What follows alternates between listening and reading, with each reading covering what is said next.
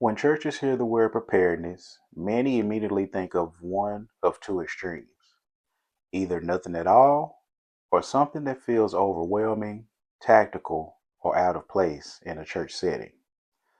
Today, I want to slow that down and clearly define what preparedness is and what it's not for the church.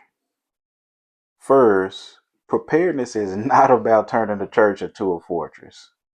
It's not about fear, paranoia, or expecting the worst at every gathering.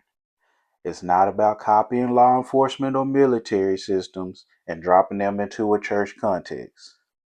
And it's not about replacing faith with strategy.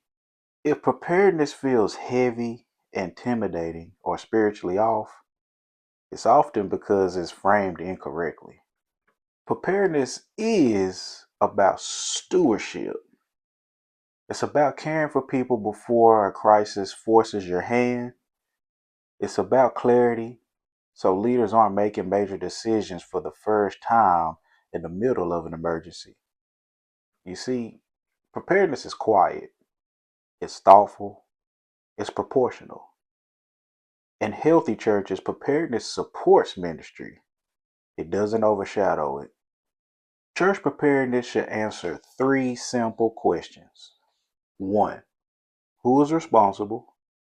Two, what is our plan? And three, how do we communicate calmly? You don't need everything figured out. You don't need clarity at the right level. Preparedness grows in layers, not all at once.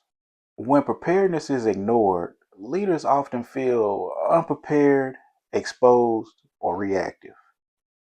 When it's approached wisely, it creates peace, not fear. It allows pastors and ministry leaders to focus on shepherding, not scrambling. Preparedness done well is an act of caring.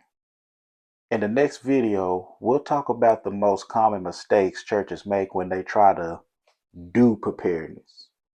We'll also talk about how to avoid them. Grace, peace be with you.